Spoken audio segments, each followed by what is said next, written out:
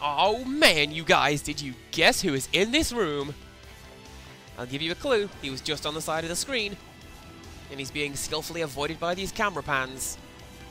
And he is literally the only single boss that we haven't been forced to fight yet in this level. Yes, indeed, it's the zombie bear. And you see that door that's just gone off the right side of the screen? You can enter this room from that direction, and if you do, the bear will instantly charge you and pin you in that corner. It's really hard to get out, almost impossible with your health intact, and if you die, have to continue the game, then you're still in that corner. So, you know, it's kind of like an infinite death loop or a kill screen or something like that. But yes, we have to fight the bear again, only this time he's brought a couple of spider friends who largely tend to leave us alone if we leave them alone. And because we're not Berserk this time, we're going to see how this fight is done properly. He says, picking himself up off the ground. Namely, whenever the bear makes a strike, or a charge, or rears himself up, about to pound, then what you have to do is get yourself off the ground somehow. Either by jumping and doing the cleave attack as you've seen, you can do it by tagging in the other character. You can actually do it by doing the lunge attack, but you have to have godlike timing to do that. Another fun thing is that whenever the bear rears up, it shows off how he has even more jiggle physics than the girls do. Did you notice that? I mean, I can kind of get why his hocks would jiggle or his mane, but his collar? Really, game? And his ribs? Why do his ribs have jiggle physics? Why am I still trying to figure out the game 12 episodes in? Not that it matters, because the fight's over, and I don't want to start a new thread of topic because I'm going to keep rambling on about it, and that would actually ruin the appeal of the final boss, which, what do you know? Here we are. Rio sounds entirely too excited to be fighting this girl. So rather than a cutscene, we are instead treated to a slideshow, which is nice of them. Oh, hey Reiko. Glad you felt you could join us. And I said it before, but it's funny how gratuitous springs to mind. I thought the rest of the game was bad. Jeez.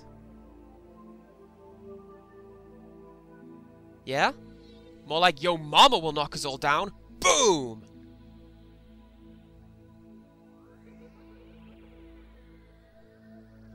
I'm glad the backing music felt appropriate to laugh at me right there.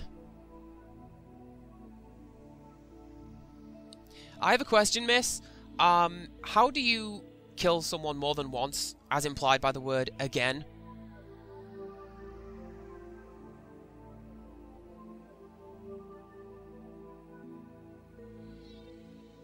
Okay, now, this is an interesting plot point. When you're fighting her, Eva has a Berserk mode, which it shows that she already has cursed blood without needing to attack Saki and drain hers. So, what the hell, game?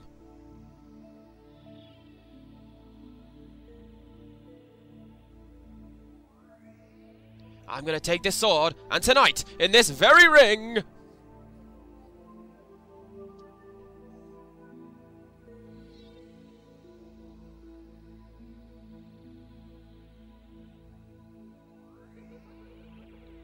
You know, I once wrote the phrase, feisty little rabbit, a similar phrase to the name Frieda Leanne Regan, and nobody has spotted how numerically amazing those phrases are.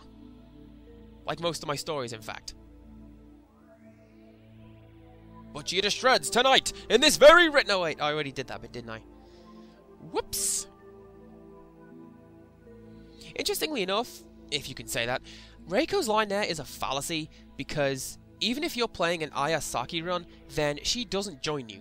She just stands there, I don't know, playing with her breasts as per her idol animation or something like that. I don't know.